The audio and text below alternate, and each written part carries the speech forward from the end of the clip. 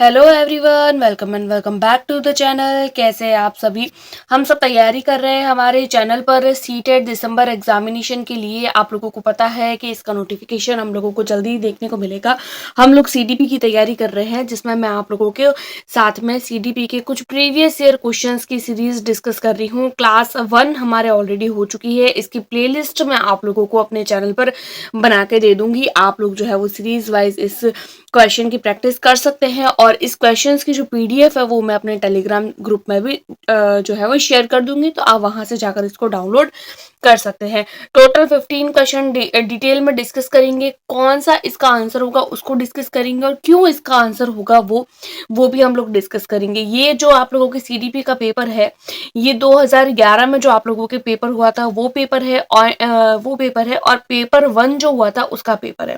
लेकिन पेपर 2 और पेपर 1 दोनों के लिए इक्वली इंपॉर्टेंट होता है, क्योंकि सीडीपी दोनों में सेम पूछी जाती है। तो फिर चलिए बिना किसी देरी की वीडियो को स्टार्ट करते हैं। सबसे पहला हम लोगों को क्वेश्चन पूछा गया है, शिक्षा के क्षेत्र में पाठ्यचर्या शब्दावली किसकी ओर संकेत कर रही है। देखिए क्या पूछा है कि पाठ्यचर्या जो शब्द होता है वो किसकी ओर संकेत करता है।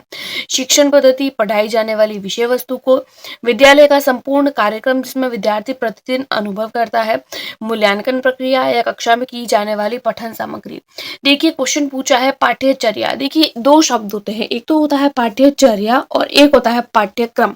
पाठ्यक्रम का मतलब होता है ऐसी कक्षा में पढ़ाई जाने वाली जो भी पढ़ाई होती है ना, जो नॉर्मल हम लोग बुक से करवाते हैं, वो तो होता है पाठ्यक्रम। एग्जाम है तो वो तो पाठ्यचर्या का पार्ट वो होता है, लेकिन पाठ्यचर्या नहीं होती। और शिक्षण पद्धति और पढ़ाई जाने वाली विषय वस्तु तो पाठ्यक्रम का भाग हो जाता है। तो हमारा राइट आंसर हो जाएगा पाठ्यचर्या का मतलब होता है स्कूल में जितने भी प्रोग्राम्स होते हैं, curriculum, non curriculum, scholastic, non scholastic, जो सहगामी प्रक्रियाएं होती है। जैसे पढ़ाई के साथ साथ में आप लोगों को सिंगिंग भी सिखा रहे हैं, आप लोगों को डांसिंग भी सिखा रहे हैं, आप लोगों को इंस्ट्रूमेंट भी बजाना सिखा रहे हैं, आप लोगों को स्विमिंग भी सिखा रहे हैं। हर तरीके की चीज जो बच्चा अपने डेली रूटीन में फील करता है, यानी कि विद्यालय का वो पूरा कार्यक्रम जिसमें विद्यार्थी प्रतिदिन अनुभव प्राप्त करता है। तो यहाँ पर पाठ्यचर्या शब्द का मतलब जो है वो हमारा सेकंड हो जाएगा। नेक्स्ट क्वेश्चन हम लोग देखेंगे, निचली कक्षाओं में शिक्षण की खेल पद्धति मूल रूप से किस पे आधारित होती है। खेल पद्धति के बारे में पूछा है। शारीरिक शिक्षा कार्यक्रमों के सिद्धांत पर, शिक्षण पद्धतियों के सिद्धांत पर। भाई खेल पद्धति है तो शिक्षण पद्धति तो नहीं होगी। फिर आता है वृद्धि और विकास के मनोवैज्ञानिक सिद्धांतों पर, या शिक्षण के समाज शास्त्रीय सिद्धांत पर। भाई खेल है तो समाज शास्त्रीय कार्यक्रम नहीं हो सकते। अब हमारे पास में दो ऑप्शन बचते हैं, एक आता है फर्स्ट, एक आता है थर्ड। पहला है हमारे पास में शारीरिक शिक्षा कार्यक्रमों के सिद्धांत पर, और दूसरा आता है विकास और वृद्धि। भाई खेल करवाते हैं तो हम बच्चे को शारीरिक शिक्षा देने के लिए करवाते हैं, या बच्चे की वृद्धि और विकास के लिए कराते हैं। बच्चे की वृद्धि और विकास के लिए कराते हैं ना, तो सेकंड का हो जाएगा सी।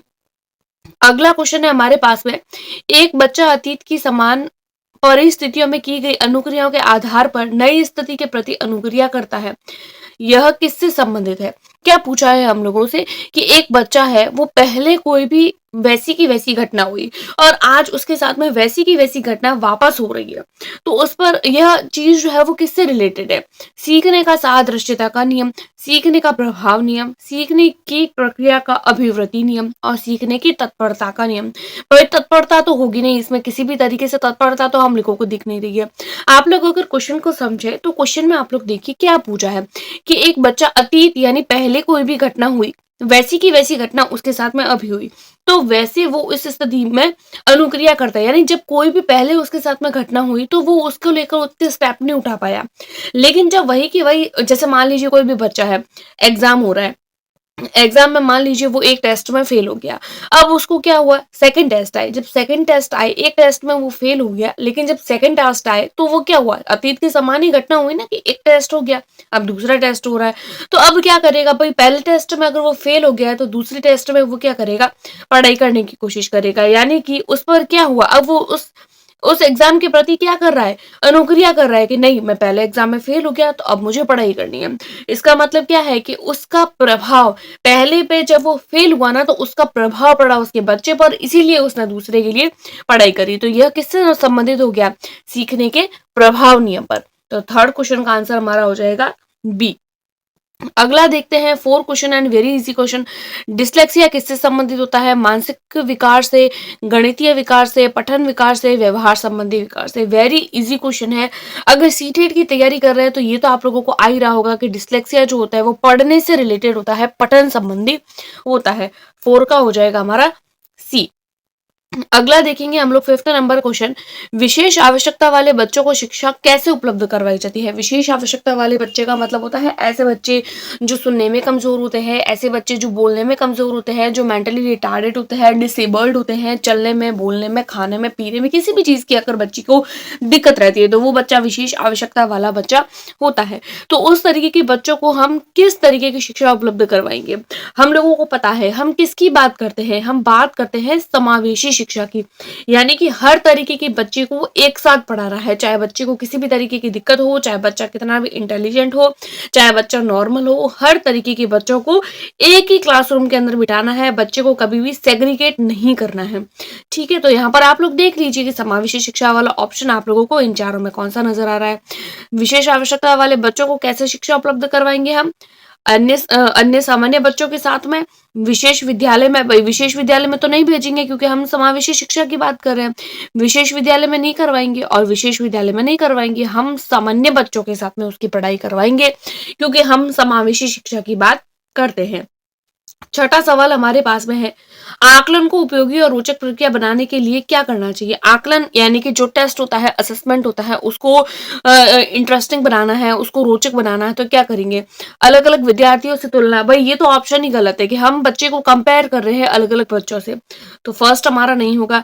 विद्यार्थियों को बुद्धिमान या औसत विद्यार्थियों की उपाधि देकर। देखिए तीसरा है, शैक्षिक और सहशैक्षिक क्षेत्रों में विद्यार्थी के सीखने के बारे में जानकारी प्राप्त करने के लिए विविध तरीकों का उपयोग करके, प्रतिपुष्टि फीडबैक देने के लिए तकनीकी भाषा का प्रयोग करके। देखिए आप लोग अगर क्वेश्चन को समझे तो बहुत कंफ्यूजन वाला क्वेश्चन है।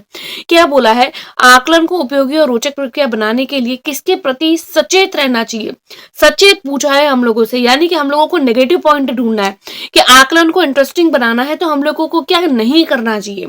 तो देखिए यहाँ पर तकनीकी भाषा का प्रयोग तो करेंगे हम लोग, ये तो नहीं होगा, और विविध तरीकों का भी उपयोग करेंगे क्योंकि हम लोगों को देखिए सचेत बोला है ना, यानी नेगेटिव पॉइंट ढूंढना है, तो थर्ड और फोर्थ तो नहीं होगा। अब आता है विद्यार्थियों को बुद्धिमान या औसत विद्यार्थियों की उपाधि देना और अलग अलग विद्यार्थियों में तुलना करना। भाई ये दोनों ही गलत है अगर देखा जाए, लेकिन अगर हम लोग इसके ऑफिशियल आंसर की देखते हैं तो उसमें हम लोगों को जो है वो इसका सेकंड ऑप्शन देखने को मिलता है। सेकंड ऑप्शन इसीलिए देखने को मिलता है कि विद्यार्थियों को हम लोग औसत में बुद्धिमान विद्यार्थी या फिर जो है वो इंटेलिजेंट, फर्स्ट रैंकर या फिर बैक रैंकर, इस तरीके से हम उसको डिवाइड नहीं करते हैं। बाकी इसके दोनों ही ऑप्शन ठीक होने चाहिए, लेकिन ऑफिशियल आंसर की में इसका जो आंसर है वो बी दिया गया है। अगला हम लोग देखते हैं डैश। डैश प्रतिभाशाली होने का संकेत नहीं है, यानी कि प्रतिभाशाली के कौन कौन से ऐसे गुण हैं जो नहीं होने चाहिए, यानी इसमें भी नेगेटिव ढूंढना है।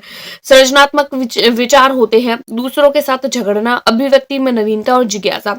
पर नेगेटिव पॉइंट आप लोगों को क्या दिख रहा है? ये पॉजिटिव है, ये पॉजिटिव है, ये भी पॉजिटिव है। दूसरों के साथ झगड़ना, प्रतिभाशाली बच्चा, हाँ झगड़ा बच्चे करते हैं, लेकिन ये संकेत नहीं है कि अगर वो झगड़ रहा है तो प्रतिभाशाली है। ऐसा भी नहीं है कि बच्चा बिल्कुल भी लड़ाई नहीं करेगा। छोटा बच्चा है, उसको ऐसे हो जाता है तो वो कभी कभी हो सकता है कि इस तरीके से अनबन कर ले बच्चे के साथ में, लेकिन प्रतिभाशाली बच्चे की विशेषताएं आप लोग याद रखें, वो अभिव्यक्ति में नवीनता रखेगा, जिज्ञासु होगा, सृजनात्मक विचार रखेगा। अगला क्वेश्चन है हमारे पास में 8 नंबर क्वेश्चन। बच्चे दुनिया के बारे में अपनी समझ का सृजन करते हैं, इसका श्रेय किसको जाता है? पियाजे को, पैवलोव को, कोहलबर्ग को या स्कीनर को? तो बच्चे दुनिया के बारे में अपनी समझ का सृजन करते हैं, इसका श्रेय जो है वो जीन पियाजे को जाता है। तो 8th क्वेश्चन का आंसर हमारा हो जाएगा ए। वेरी इजी है। जीन पियाजे के बारे में मैं आप लोगों को थोड़ा बता देती हूँ। इन्होंने 4 स्टेजेस दी है। सबसे पहली बात, चारों स्टेजेस में इन्होंने क्या क्या बताया है? 4 स्टेज जो है वो आप लोग इस तरीके से पढ़ सकते हैं। सेंसरी मोटर, उसके बाद में आता है प्री ऑपरेशनल, फिर कंक्रीट ऑपरेशनल और उसके बाद में आता है फॉर्मल ऑपरेशनल। इन्होंने बताया है कि बच्चा जो होता है वो नन्हा वैज्ञानिक होता है, वो कोई भी चीज को खुद से कर सकता है। बच्चा कभी भी खाली स्लेट नहीं होता है, बच्चा अपनी समझ को खुद बनाता है। तो पियाजे ने इतनी सारी बातें बताइए ऑस्ट्रिच के मनोवैज्ञानिक जीन पियाजे। अगला क्वेश्चन है 9th नंबर क्वेश्चन। कृतिका अक्सर घर में ज्यादा बात नहीं करती है लेकिन विद्यालय में वो बहुत बातें करती है, तो यह किसको दर्शाता है? पहला ऑप्शन है विद्यालय हर समय बालक को बात करने का अवसर देता है।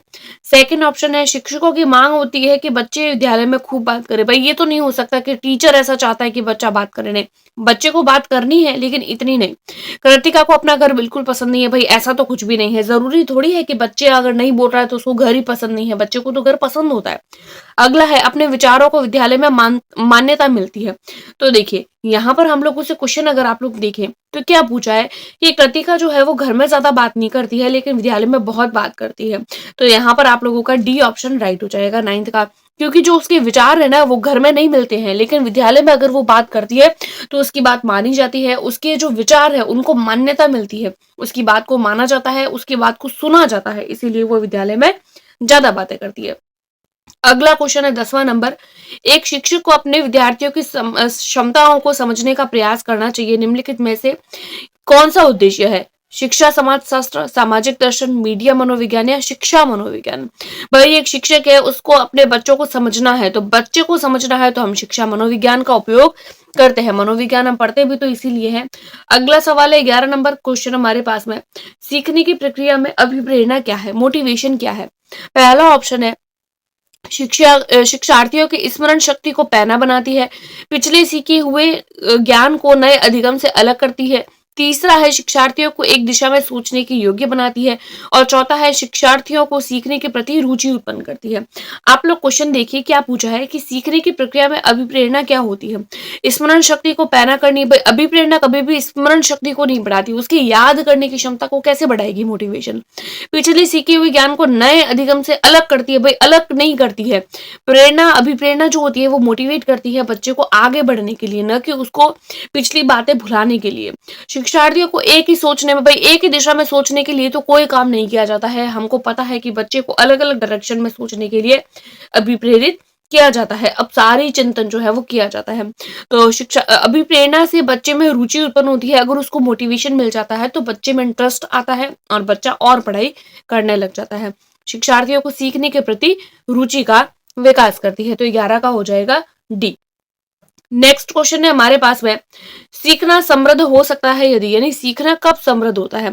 वास्तविक दुनिया से उदाहरणों को कक्षा में लाया जाए जिसमें विद्यार्थी एक दूसरे से अंतर्क्रिया करे और शिक्षक उस प्रक्रिया को सुगम बनाए। बात तो ठीक है, फिर भी बेस्ट ऑप्शन चूज करना है तो आगे वाले पढ़ेंगे। कक्षा में अधिक से अधिक शिक्षण सामग्री का प्रयोग किया जाए, ये भी ठीक है। शिक्षक विभिन्न प्रकार के व्याख्यान शिक्षक दे रहा है तो ये तो गलत हो जाएगा, स्पष्टीकरण टीचर ही कर रहा है, नहीं।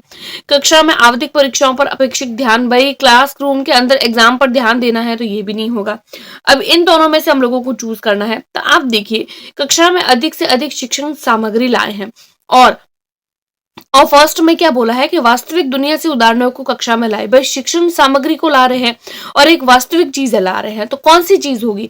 एक हम मॉडल ला रहे हैं। मान लीजिए हम लोगों को कोई भी चीज पढ़ानी है तो एक तो हम उसका मॉडल लेके आ रहे हैं और एक हम बच्चे को वो चीज खुद लाकर दिखा रहे हैं, तो बच्चा वास्तविक चीजों को अच्छे से सीख पाएगा ना। तो यहाँ पर यही जो ऑप्शन है वो आप लोगों के फर्स्ट वाले में इंक्लूड हो जाएगा, तो इसीलिए आप लोगों का फर्स्ट ऑप्शन राइट हो जाएगा। 12th का आप लोगों का हो जाएगा first will be right answer. अगला क्वेश्चन हम लोग देखेंगे 13 नंबर क्वेश्चन। निम्नलिखित में से कौन से कथन को सीखने की प्रक्रिया की विशेषता नहीं मानी जाती है? कौन से ऐसा प्रोसेस है जो सीखने के लिए नहीं माना जाता है? शैक्षिक संस्थान ही एक ऐसा मात्रा है जहां अधिगम प्राप्त होता है। पर शैक्षिक संस्थान यानी जो विद्यालय है वो ही एकमात्र, ये वर्ड है ना एकमात्र, ये आप लोगों के लिए गलत हो जाएगा। सीखना एक व्यापक प्रक्रिया है, ये बात तो ठीक है। सीखना लक्ष्य उन्मुख होता है, यानी सीखते हैं हम कोई भी चीज इसलिए सीखते हैं क्योंकि हमारा कोई ना कोई लक्ष्य होता है, ये भी बात ठीक है।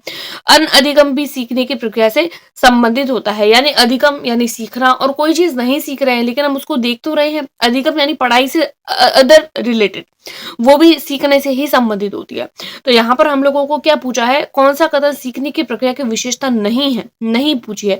तो शैक्षिक संस्थान ही एकमात्र ऐसा स्थान है जहां अधिगम होता है, नहीं, ये आप लोगों की गलत हो जाएगी, क्योंकि विद्यालय के अलावा और भी ऐसी चीजें होती है जहां से हम लोग सीख सकते हैं, जहां से हम लोग लर्निंग कर सकते हैं। 14 नंबर क्वेश्चन हमारे पास में है, 5वीं कक्षा का दृष्टिबाधित विद्यार्थी है, 5th क्लास का है, जो दृष्टिबाधित है यानी आंखों से देखने में उसको दिक्कत है, को निचले स्तर के कार्य करने की छूट मिलनी चाहिए, को माता पिता और मित्रों द्वारा अनेक दैनिक कार्य को करने में सहायता मिलनी चाहिए, के साथ में कक्षा में सामान्य रूप से व्यवहार करना, श्रव्य सीडी के माध्यम से सहायता उपलब्ध कराई जानी चाहिए, के साथ में विशेष व्यवहार। भाई हम लोग क्या कर रहे हैं, दृष्टिबाधित विद्यार्थी है तो हम उसकी सहायता तो करेंगे, भाई उसको छूट देंगे नहीं, छूट हम क्यों दे, दृष्टिबाधित है लेकिन अपने कार्य तो खुद कर सकता है। ये इस तरीके के पॉइंट मिल जाए ना कि हम बच्चे को छूट दे रहे हैं, उसकी हेल्प कर रहे हैं हम किसी ना किसी तरीके से, तो ये गलत हो जाता है। विशेष उसके साथ में व्यवहार कर रहे हैं नहीं, अगर कोई भी इस तरीके का बच्चा आता है तो उसको सामान्य रूप से व्यवहार करना है, बल्कि इस तरीके के बच्चे का जो स्पेशल होते हैं तो उनके लिए स्पेशल नीड की जो चीजें होती है, जैसे उसको देखने में दिक्कत है तो उसके लिए सुनने वाली चीजें ले आओ, तो बच्चे को इस तरीके से हेल्प भी मिल जाएगी और बच्चा सीख जाएगा। 14 का हो जाएगा सी। नेक्स्ट क्वेश्चन और आज की वीडियो का लास्ट क्वेश्चन हमारे पास में है, प्राथमिक स्तर पर एक शिक्षक में निम्नलिखित में से किसे महत्वपूर्ण विशेषता माननी चाहिए, यानी टीचर के लिए क्या है सबसे इंपॉर्टेंट, पढ़ाने की उत्सुकता, धैर्य और दृढ़ता, शिक्षण पद्धतियों और विषयों के ज्ञान में दक्षता, अंतः मानक भाषा पढ़ाने में दक्षता। टीचर के लिए इंपॉर्टेंट क्या होना चाहिए, भाई सारी ही चीज ठीक है, सारे ही पॉइंट होने चाहिए, लेकिन हम लोगों से महत्वपूर्ण विशेषता पूछिए।